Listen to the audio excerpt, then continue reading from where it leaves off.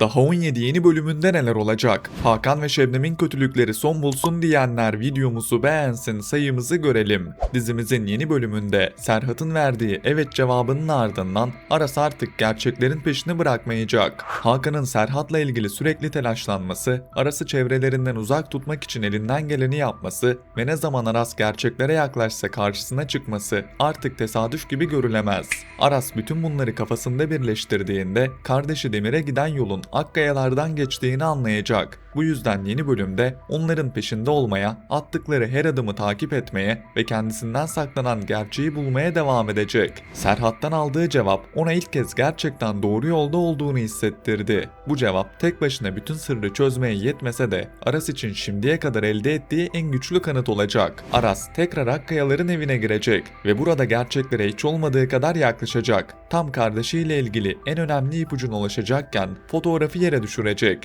Büyük ihtimalle fotoğrafı net bir şekilde göremeden ya da üzerinde yeterince düşünemeden oradan çıkmak zorunda kalacak. Bu sahnede de benzer bir durum yaşanacağını düşünüyorum. Ancak evde yaşadığı bu olay onun şüphelerini daha da güçlendirecek. Artık yanlış bir yolda olmadığını, Akkayaların geçmişte yaşananlarla doğrudan bağlantısı bulunduğunu ve kendisinden büyük bir şey saklandığını düşünecek. Aksine bu olay onu daha da hırslandıracak ve Serhat'a yeniden ulaşmak için yeni bir yol aramasına neden olacak. Aras bu süreçte en çok Serhat'a ulaşmak isteyecek. Aras, Serhat'ın verdiği evet cevabının devamını getirmek, kardeşinin kim olduğunu ve neden kendisinden saklandığını öğrenmek isteyecek. Hakan ise Serhat'ın gerçekleri açıklamasından fazlasıyla korkuyor. Bu nedenle Serhat'ı yanlarına alacak ve onu herkesten uzak tutmaya çalışacaklar. Çünkü Serhat konuşmaya başladığı anda yıllardır kurdukları bütün düzen bozulabilir. Bu yüzden yeni bölümde Serhat üzerinden büyük bir takip mücadelesi görebiliriz. Hakan'ın onu saklamaya çalışması bile Aras'a yeni ipuçları verecek ve şüphelerini doğrulayacaktır. Aras onun peşine düşerken Hakan da sürekli izlerini kaybettirmeye çalışacaktır. Ancak Hakan ve Şebnem ne plan yaparlarsa yapsınlar, Aras bu planları her seferinde bozuyor. Bunu son bölümde bir kez daha görmüş olduk. Hakan ve Şebnem Aras'ı küçümsedikçe daha büyük hatalar yapıyorlar. Üstelik yaptıkları planlar artık onları korumaktan çok daha fazla şüphe çekmelerine neden oluyor. Bundan sonra yapacakları her yanlış hamle Aras'ı gerçeğe biraz daha yaklaştıracaktır. Ayrıca Aras sandıkları kadar yalnız değil. Yurttaki çocuklar Deniz, Barış ve Özlem Aras'ın en büyük destekçisi.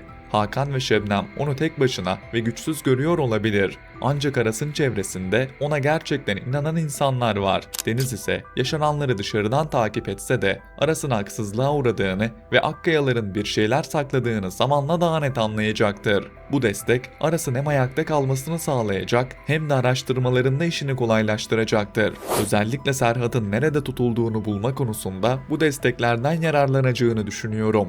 Öte yandan Eylül ayında yeni sezon başlayacak ve ekranlar dizilerle dolacak. Dizimizin reytingleri şu an gayet iyi bir seviyede. Ancak yeni sezonda pazar günündeki rekabeti düşündüğümüzde daha 17 senaryosunun biraz hızlanması gerekiyor. Pazar akşamı rekabet arttığında izleyicinin aynı hikayenin sürekli tekrar ettiğini düşünmesi dizi adına risk oluşturabilir. Ancak bu malzemenin artık daha hızlı kullanılmaya başlanması lazım. Dizi son birkaç bölümdür aynı çizgide dönüp duruyor. Aras gerçeklere çok yaklaşıyor. Ancak tam öğreneceği sırada önüne yeni bir engel çıkıyor.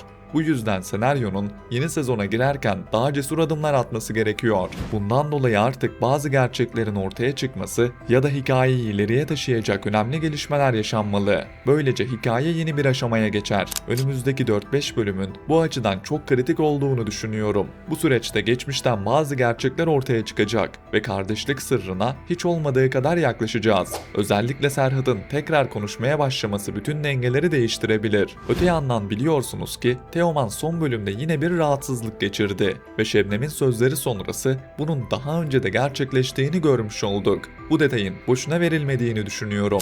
Teoman'ın geçmişten gelen ciddi bir hastalığı ortaya çıkabilir. Burada Teoman'ın tedavisi için öz kardeşinden bir destek gerekmesi hikayeyi kardeşlik sırrına bağlayacak çok önemli bir gelişme olabilir. Bu süreçte Leyla ile uyum sağlanamayınca şüpheler artacaktır. Çünkü herkes Leyla ile Teoman arasında biyolojik bir bağ olduğunu düşünürken test sonuçlarının farklı çıkması geçmişte yaşananları sorgulatabilir. Özellikle Aras'ın Teoman'a yardım edeceği ve onunla uyum sağlayacağı bir durumda Aras'ın şüpheleri de artacaktır. Aras neden kendisinin Teoman'la bu kadar güçlü bir biyolojik uyum gösterdiğini sorgulamaya başlayabilir. Bu durum ikisi arasındaki ilişkiyi tamamen değiştirebilir. Teoman Aras'a karşı öfkesini sürdürmek istese bile Aras'ın onun için yaptığı fedakarlık karşısında eski tavrını koruması kolay olmaz. Aras ve Teoman'ın kardeşlik sırrını aynı anda öğreneceğini ve bizleri çok duygusal bir kavuşmanın beklediğini düşünüyorum. Önce şaşkınlık, öfke ve inkar yaşanacaktır. Ancak sonunda ikisinin de birbirlerini kaybetmek istemediğini göreceğiz. Öte yandan Leyla'nın hikayesi tekrar etmeye başladı. Ne Aras'la olabiliyor ne de Aras'sız kalabiliyor. Ayrıca Leyla'nın bunca zamandır ailesiyle ilgili hiçbir şeyden şüphelenmemesi bana hiç normal gelmiyor.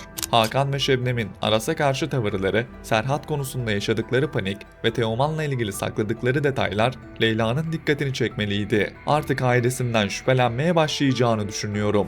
Leyla, ailesinin Aras ve onun kardeşiyle ilgili bazı gerçekleri bildiğinden şüphelenip bu durumun peşine düşebilir. Leyla'nın bulacağı küçük bir ipucu bile Aras için çok önemli olabilir.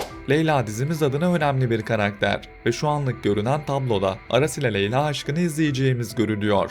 Ancak bu aşkın daha güçlü olması için Leyla'nın hikayesinin de katmanlı hale gelmesi gerekiyor. Bunun yanında Deniz ve Teoman'a gelecek olursak, Teoman yeni bölümde de Deniz'in peşinde olmaya devam edecek. Teoman her ne kadar Deniz'e karşı sert ve umursamaz görünmeye çalışsa da onun düşüncelerini fazlasıyla önemsiyor. Çünkü Teoman çevresindeki insanları gücüyle ya da kurduğu oyunlarla yönlendirebiliyor. Ancak Deniz onun karşısında geri adım atmıyor. Deniz'in açık sözlü olması ve Teoman'ın yaptığı yanlışları yüzüne söylemesi Teoman'ın ilgisini daha da arttırıyor. Teoman'ın çok geçmeden Sıla'dan ayrılacağını ve bütün hedefinin Deniz olacağını düşünüyorum. Teoman'ın aklı sürekli Deniz'de olduğu için bu ilişkiyi daha fazla sürdüremeyecektir. Deniz ise hala Teoman'dan nefret etse de yavaş yavaş ona karşı yumuşamaya başlayacak. Teoman'ın Aras'a yaptığı kötülükler ve çevresindeki insanlara karşı acımasız tavırları Deniz'in ona güvenmesini engelleyecek. Ancak Deniz, Teoman'ın görünen yüzünün altında çok daha yalnız ve kırılgan bir karakter bulunduğunu fark etmeye başlayacak. Teoman'ın rahatsızlığı, ailesiyle ilgili yaşayacağı büyük hayal kırıklığı ve kardeşlik sırrının ortaya çıkması Deniz'in ona bakışını değiştirebilir. Bu süreçte ikisi arasında önce güven, ardından yakınlık oluşabilir. Teoman'ın ilk kez birine gerçekten içini açması da Deniz'in ona karşı kurduğu duvarları yavaş yavaş indirecektir. Deniz'in nefreti zamanla merakı anlayışa ve anlayışı da aşka dönüşecektir. Sizler bu konuda neler düşünüyorsunuz? Aras ve Teoman kardeş olduklarını ne zaman öğrenecek? Hakan ve Şebnem'in sakladığı gerçekler hangi olayla ortaya çıkacak? Yorumlar kısmında bekliyorum.